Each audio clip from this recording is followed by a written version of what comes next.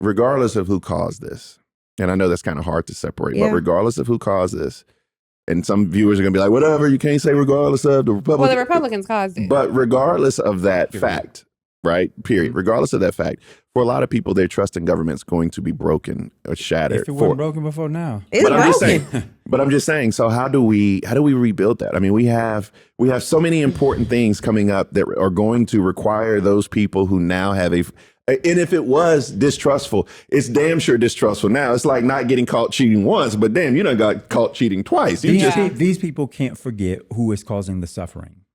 These people can no longer continue to disconnect their everyday lives from what is happening. But they may not, but this isn't about what they do. To me, what it is about what this is about what we have to do. Yeah. Because right now, the reason why our framer said you have a democracy if you can keep it. Correct. Is because they knew that if left to our own devices, we might take our eye off the ball and say, well, let them do what they're doing over here. I'm living my life. And now we know it's not even a democracy, but that's a whole nother. Correct. My only point is for anybody who is confused about who started it and who caused it and why we're still experiencing it, do not be confused in the future when we are talking about who created the worst man-made suffering that we've experienced so far in modern day time. Man-made this is. Yeah, and it's the f***ing federal government under Republican control. But here's the thing that I want y'all to consider. Okay. And that is when you are suffering the harm and experiencing the pain and facing the consequences, you don't really care who caused it. But you must. I understand what you're saying. But I understand what you're saying. Yeah, because I've been there. I know I've been on the side of suffering. I am some days now on the side of suffering. I am saying we cannot have a short-term memory. That is the problem. I understand what you're saying. I think there is a huge gulf between you must and I can't. And we have to figure out a way to bridge it. Because until you're out of your suffering, I don't even know, and I'm not trying to project this on anyone, but I don't even know if humankind can process whose fault it is. You're just enraged that you're experiencing, especially when it's not by any means anything that you did. I can articulate the point any better. I hear your must.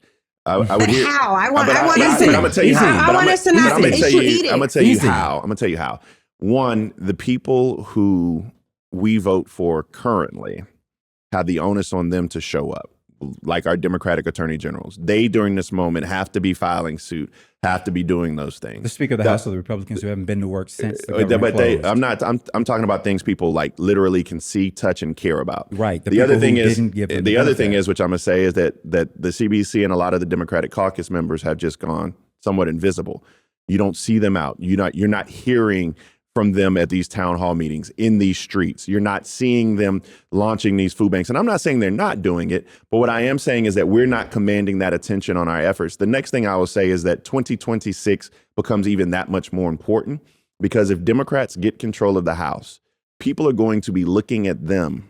This is going to be one of the more consequential elections for Democrats, because they're going to be looking at us to provide tangible resources, even in a very lopsided government, because they have this fundamental distrust, and the gulf is getting bigger and bigger for both parties. I just feel like I hear what you're saying. It's hard to, and I'm always going to be the CBC bias one. I know. But like, how do you expect for them to go out and do these things? They're in a fight for their lives. Most of them. They are doing them. Yeah. They're not breaking through. They're not covering them. Right. That's certainly the view. Right. I agree with that. I agree. I'm not fighting y'all. I'm agreeing. But I also think that they are also put on their heels because they're in the fight for their lives, just protecting their seats.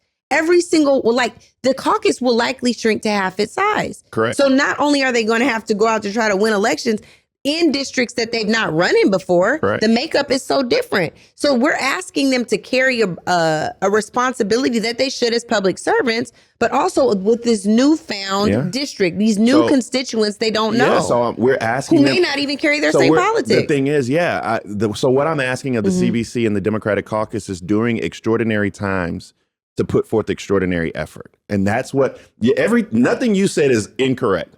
Like, yes, some of them I just don't know how we form our face to ask Democrats who are already doing the things that we're demanding, except not getting coverage for it, to take on another thing while then not holding the Republicans? Oh, we can. But why do I have to choose? They don't care. They may not care, but they're going to care because these new seats will include voters they didn't have before. Why do I like? So I mean, I can in one hand say Democrats need to do more. And not only, and if they are doing more, we need to make sure. You completely let off Republicans at the beginning of this when you said no one cares about who is responsible. Because I'm saying that I didn't say no one. I said there's a group of people out there, or voters, who simply don't care. I mean, that's a fact. But what I'm also saying is that I can say that Mike Johnson is the most feckless Speaker of the House we've ever had in the history of this country. Yes. He's completely, what's the A word? Abdicated duty to Donald Trump to run the House, right? And has he done a food bank? In June. But my other point is that during these extraordinary times, we're talking about people going hungry. Right. And so I'm waiting for, just thinking outside the box, I'm just making this up. I'm waiting for the Democratic Caucus Pool Rule Community Tour, just handing out turkeys, right? And then visiting local, because I feel like, and I know that sounds really like small or it doesn't sound small. I think that's marketing, and tangible. They should do marketing. But this is where I don't know how we can. I don't know how we can be incensed about people not eating, and then not just you, all of us. I don't know how we can be incensed about people not being able to eat, but then tack political and strategic about how to resolve this, because at this moment the resolution is right in front of our eyes.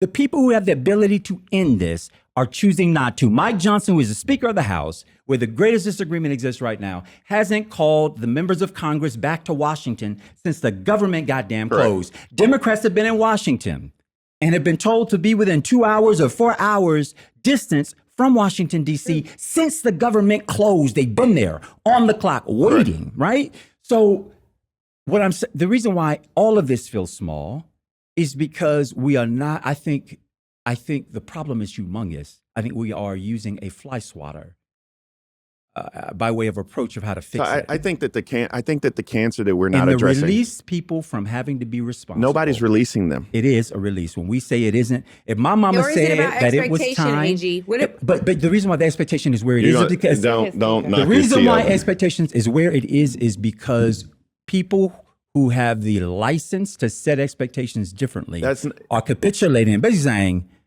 I know y'all not going to keep score about this, but I just hope that you vote in the next election. That's not what I'm saying. What I am clearly saying is that we have a cancer in this country that is only metastasizing, right? And I hear your point about what is going on in Washington, D.C. Nope.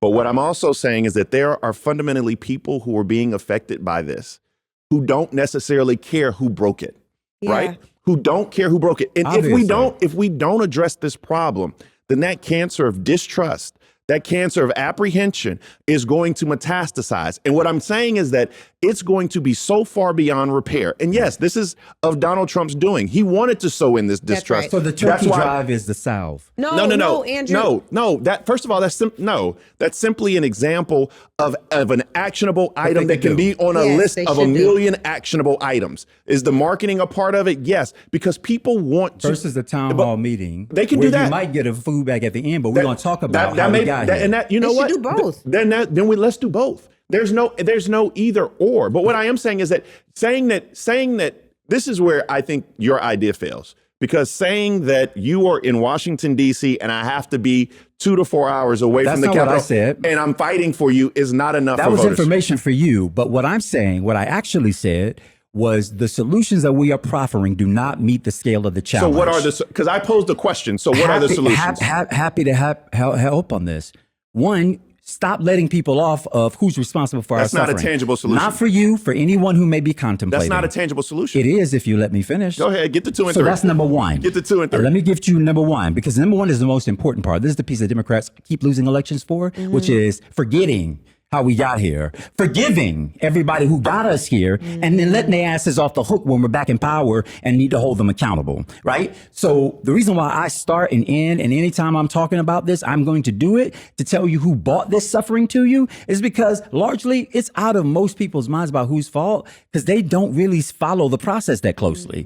But when people know very clearly who brought them to the well or who kept them from the well, they know how to penalize their asses when they get the chance to. I may be down today, but tomorrow I'm coming for you. I know who you are. I think it's important, not a nice to have and not a throwaway line. It is a mandatory thing to do to tell people who has their foot on your neck. Okay. Number two, we have to do, obviously, mutual aid. Anywhere we have the opportunity in our communities to be the first line of response for our folks, that's from the elected to the local parties to the neighbor. Correct. Right? You show up for each other, for one another in the best way that we can in this moment. More churches need to pick up on the effort of Pastor Bryant and First Lady Carrie, where they set the example for, we got to keep the lights on. Yeah, we got to pay the mortgage to this big church. And it does make me a little bit nervous when we start messing with that. But the moment requires an outsized response, not the typical, but an outsized response. So they're going to do what they can from where their respective places are.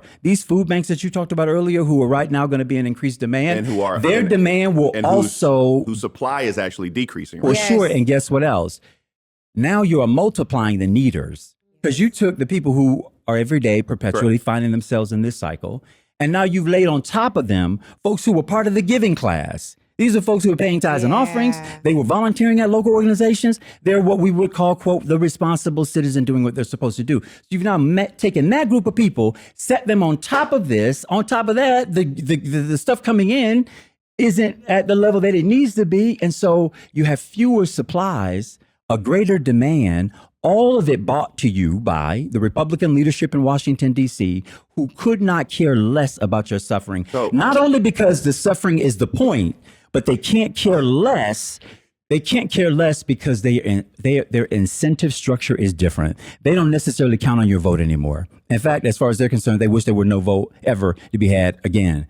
They only get to exist in this space because the billionaires who are backing them, running separate, Elon Musk, $1 million if you vote efforts, and they think they can overcome democracy. What is that? They think they can overcome it. I really appreciated this conversation. I know we're not done, but I just want to say I get your point. My frustration with the who is to blame is I have anxiety around solving the problem. But I understand. I hear when you said it that way, when you got through your whole 1, A, B, and C, I get it. But I also feel like I just want us to move different. And I wonder if we're at the phase now where we have to lead by example. So thank you. That so was that thing. He ready to jump in. Go ahead, Double Dutch. No, go ahead. No, I was sitting over here. No, go ahead. I always tell people that being a pastor and being an elected official. You a pastor? No. Okay, good, heathen. Go ahead. I didn't say Being a pastor and being an elected official are two professions that have something very much in common. It's that people expect more from you than they expect from themselves. And Andrew, y'all both know that well. I go on TV every single night and articulate number one, right? I articulate number one in your point and whose foot is on your neck till you're blue in the face. I'm with you on that. What people are missing in that moment of distrust that I'm talking about, the people who we're in the barbershops with, the people who can I run to? Who we run into, the people who are in, maybe not in our clubs, maybe not in the Links or Jack and Jill, but maybe they are the people who are making sure that our trains run on time in our respective communities. That is secondary to them. Their pain is what's primary to them. Mm-hmm. And they want to see, and you may not be able to fix everything. You may not be able to pay their rent.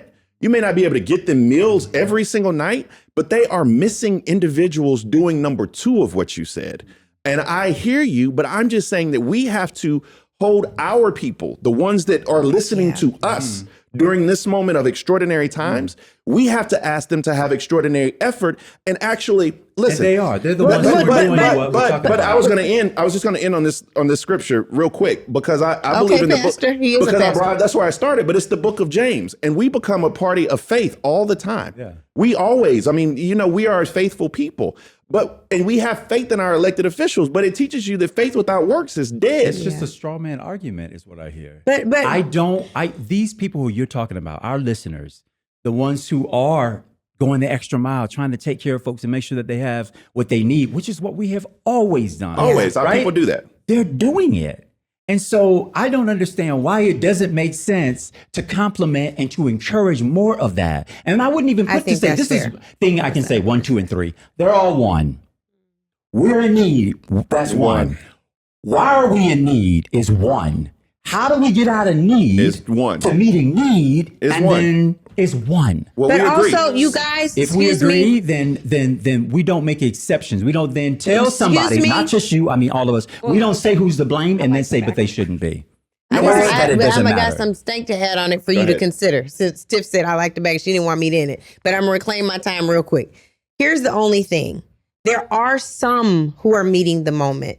It's not sufficient. And so I do think for those who have been struggling with how to meet the moment, because they're like, I'm still in shock about what moment it is, they do need to get some, hey, why don't you do a free turkey giveaway? They do need some of that urging. Yeah. Not because this is their fault or they're doing, but because you're in the minority. So when you're in the minority, you're not in the minority. No, you are in the minority. You're not. I'm We're the talking about, majority. no, the Democratic Party is in the minority in the House and the Senate. They But are. that's not the- But what I'm saying is, when you're in the minority, you have an obligation to show people what life and politics could be like if you were in charge. Correct. And I think some of that And what it is should be is that you don't have to do a turkey drive this weekend. No, what it should be is we ought to pay people with the goddamn money they are worth. Native Land Pod is a production of iHeartRadio in partnership with Reason Choice Media.